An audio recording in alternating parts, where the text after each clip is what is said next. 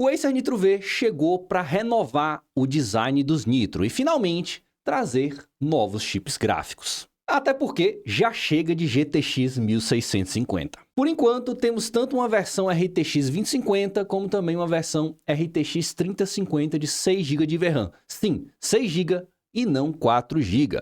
Fora que ainda podem chegar mais versões, né, como a variante RTX 4050, né, lá fora tem até RTX 4060, enfim.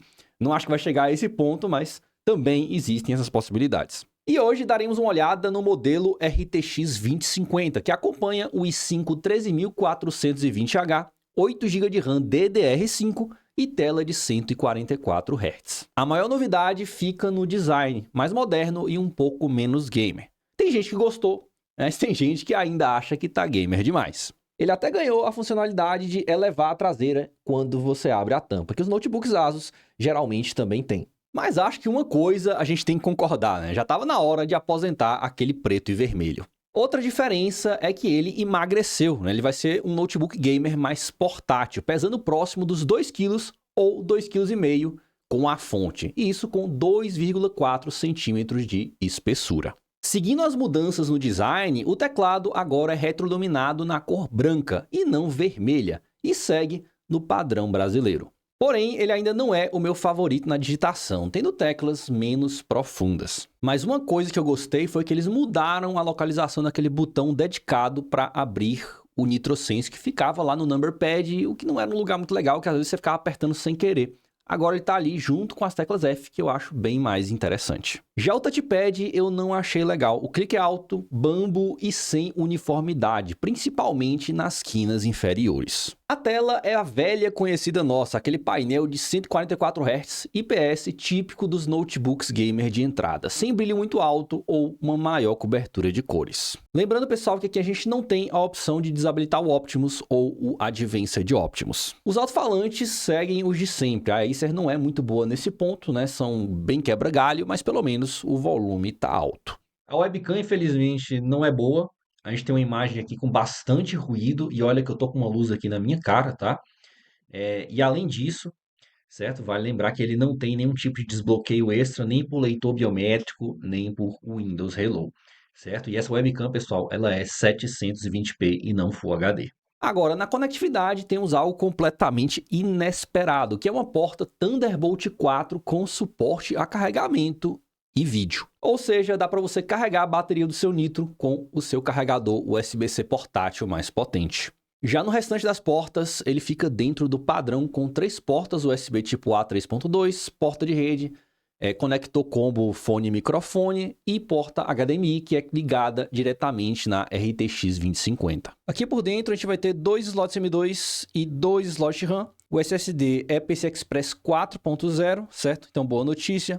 Na memória RAM a gente tem DDR5 de 5.200 MHz. Mas aqui, pessoal, na parte da refrigeração eu já não estou gostando muito. Eu espero que eu esteja enganado, mas esse layout aqui eu já conheço. A gente já teve em outros Acer Nitro. E não é um layout legal, porque a gente tem um maior compartilhamento de calor entre o processador e o chip gráfico.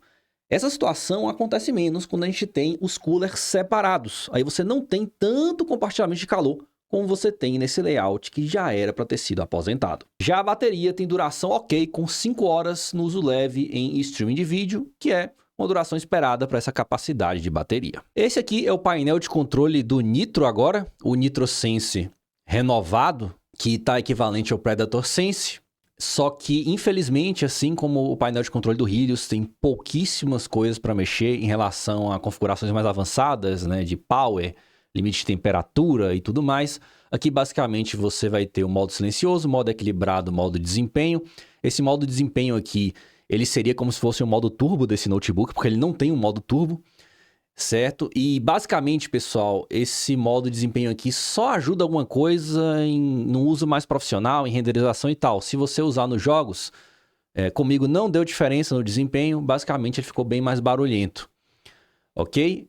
Aqui você tem também a parte de controle da ventoinha, configurações avançadas de som, alterar aqui a logo, né, quando o notebook liga. A gente também tem aqui aquela coisa de você associar um determinado jogo, por exemplo, a um modo de desempenho que você queira, né, uma configuração específica que você queira. E é isso, pessoal. Não tem muito o que fazer. É um painel de controle bem básico. No desempenho, começando pelo processador, o i5 13420H, ele não faz milagres. Ele vai ficar próximo do i5 12500H do Gigabyte G5 no seu modo de performance e desempenho, tá? Isso porque esse processador, pessoal, é equivalente ao i5 12450H. É praticamente o mesmo processador que esse daqui, com pouquíssimas diferenças. Unido a isso, a Acer também não colocou um power tão alto, então não tem como ir longe. Em renderização de vídeo chega a ser engraçado, né? Como a RTX 2050 perde para a GTX 1650. Mas isso é normal, pessoal, porque essa nova geração de chips gamer da NVIDIA foca mais nos jogos, né, do que no uso profissional. Antes da gente entrar nos benchmarks dos jogos, vale o aviso que eu fiz upgrade de RAM para 16 GB. Geralmente eu não faço upgrades, só que sem 16 GB tem benchmark que eu nem ia conseguir rodar. E além disso, com 8 GB de RAM, a gente teria gargalo e não poderíamos ver o real desempenho da RTX 2050. E eu também deixei no modo equilibrado de performance, que é o modo padrão, porque o modo desempenho não fez diferença nos jogos. Só em renderização que fez diferença, e aqui nos jogos o notebook só fez mais barulho. E lembrando que aqui a gente não tem modo turbo. O modo turbo dele seria esse modo desempenho, que infelizmente nos jogos só te traz mais barulho. Então bora lá, pessoal. Nos jogos a RTX 2050 vai te dar um desempenho próximo da GTX 1650, só que com o diferencial do suporte oficial, né, ao DLSS e ao Ray Tracing. Infelizmente, eu só testei um notebook GTX 1650 depois que eu joguei, né, meus benchmarks antigos fora. Tá? Então a gente só vai ter um notebook GTX 1650 para comparar com essa RTX 2050.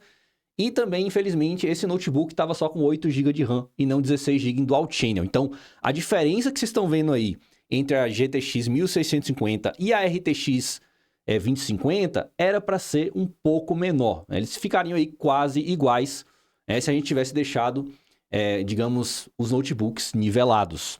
Obviamente que a gente está falando aqui de desempenho bruto, porque se a gente for, por exemplo, usar o DLSS, que a RTX 2050 vai suportar e a GTX 1650 não, ela vai dar ainda mais um gás de diferença caso o jogo tenha suporte. Agora, em relação à RTX 3050, eu já tenho mais modelos testados, então dá para a gente comparar direitinho. E aí, a RTX 3050 em comparação com a RTX 2050, a gente vai ter um desempenho aí na casa dos 30% maior, ok? Podendo ser ainda maior, né, essa distância de desempenho, no caso da RTX 3050 de 6 GB de VRAM, que quando o jogo pedir mais VRAM, certo, ela vai ter um maior destaque. Agora, na refrigeração, infelizmente, o Nitro andou para trás. Como eu já esperava, esse sistema de resfriamento com coolers em série, ao invés de separados, não faz bonito. Para complicar um pouco mais a situação, esse Nitro V aparenta estar um pouquinho capado, pessoal. Ele parece que está ali cortando power a depender do jogo, né? Tem jogo que ele corta power do processador, tem jogo que ele corta power do chip gráfico.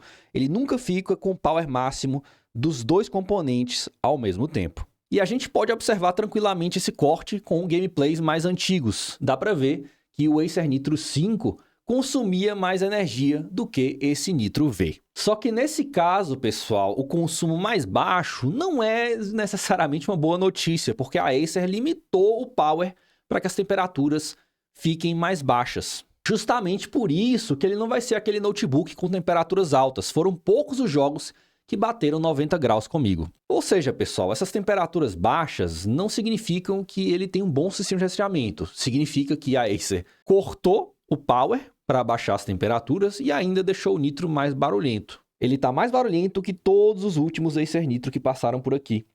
Tanto os Acer Nitro de 11ª geração como o Acer Nitro Ryzen 7000. Isso tanto no modo padrão de desempenho, né, o modo equilíbrio, como também o modo de performance desempenho, que é como se fosse o modo turbo dele. Todos ele é mais barulhento, né? O modo desempenho ele se destaca mais ainda, né, virando um aviãozinho. Pelo menos não foi uma catástrofe completa, né? O teclado não fica quente enquanto a gente joga, no máximo fica morninho. O resumo aqui é que você vai ganhar mais portabilidade e temperaturas baixas, mas você também vai ganhar um notebook mais barulhento, com um sistema de resfriamento que já era para ter sido extinto, e também terá um Nitro um pouco limitado. Eu não acredito que essa limitação vai causar, assim, grandes perdas de FPS, pessoal. Eu acredito que vai ser pouca coisa, mas o ideal é a gente comparar diretamente com o Lenovo Loki RTX 2050 para a gente ver se o Loki também é limitado ou se ele vai conseguir uns powers mais altos, e aí a gente vê se essa limitação do nitro realmente vai prejudicar ou se vai ser pouquinha coisa e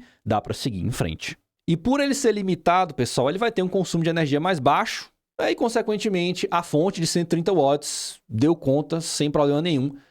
Não deu aquele problema de descarregar a bateria, mesmo com a fonte conectada na tomada. Mas e aí, pessoal, a pergunta que não quer calar. Vale a pena esse Nitro V? O maior problema do Nitro V nem é a ressurreição desse sistema de resfriamento, ou que ele esteja capado, né, como muita gente está falando. O problema é que os preços no Brasil atualmente, pessoal, não estão ajudando a RTX 2050. Eu não sei se vocês pararam para observar, mas os notebooks GTX 1650, RTX 2050 e RTX 3050 estão todos custando na faixa dos R$4.000. Então nem adianta eu comparar esse Nitro com o Lenovo Loki RTX 2050, por exemplo, porque ambos estão brigando com notebooks RTX 3050 em preço. Aí eu peço para vocês que, por favor, não cometam o erro de ter preconceito com processadores mais antigos. Quando o assunto são chips gráficos de entrada, você não precisa de um i9 ou um i7